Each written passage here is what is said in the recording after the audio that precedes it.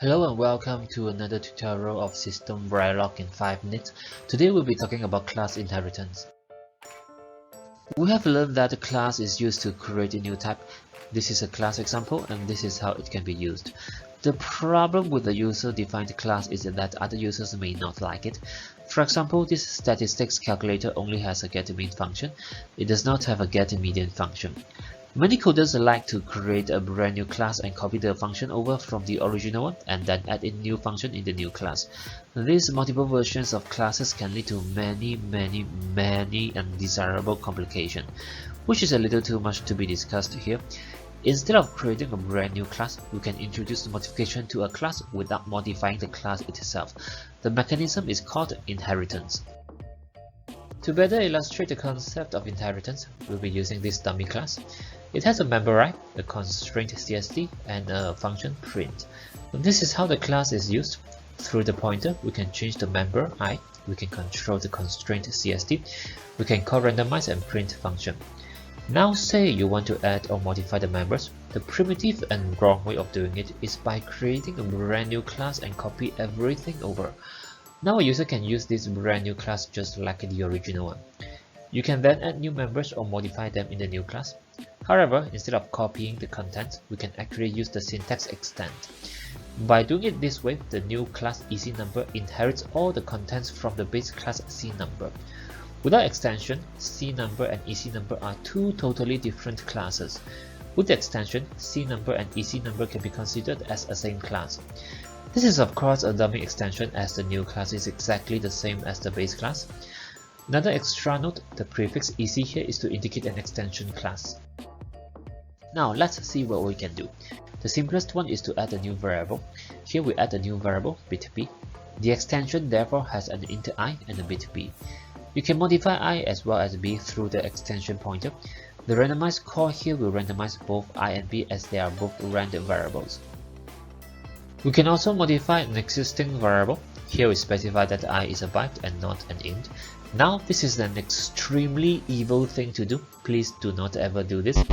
But to understand it academically, we are actually not modifying the type of the member I. Instead, we are adding a new byte called I, and there are therefore one int I and one byte I in the extension. If you try to modify I using the extension pointer, the byte is being accessed. The int is inaccessible from the extension pointer, and therefore similarly the type of I is changed. If you try to call the randomize, both members will be randomized. However, the constraint here will only work for base class I. If you call the print function, it will print the value of I from the base class.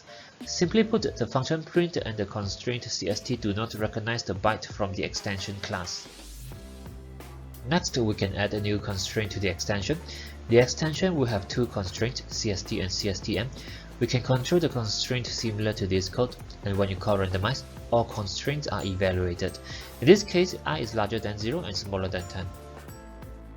We can also modify an existing constraint. Here the constraint is changed to make I smaller than 10. The original constraint in which I is larger than 0 will no longer be in effect. Practically speaking, the base class constraint is replaced. You can turn on or turn off the constraint CST. If you turn it off, the member I can be randomized to any value. Here when you call randomize, only the extension class constraint will be applied. Next, we can add a new function to the extension. The example here shows a new function called check. It prints out an error if I is a negative number. Now the pointer can call the check function. We can also modify existing function in the extension. In this class, the print function is modified. To be exact, we actually add a new function called print. The base class function still exists. When you call the print function using the extension pointer, it will call the print from the extension class. The extension pointer will not be able to access the print function from the base class. Sometimes instead of overriding the original function, we want to use it and add new code on top of it. We could copy the function over and then add code on it, but that is bad. What if the original code is changed in the future? The copied code would be outdated. The proper way of doing this is by using super. Super will call the base class function. This allows the new function to use the original function while adding in new code. In summary, a class behavior is overridable by using inheritance. Next, we'll be talking about the concept of polymorphism.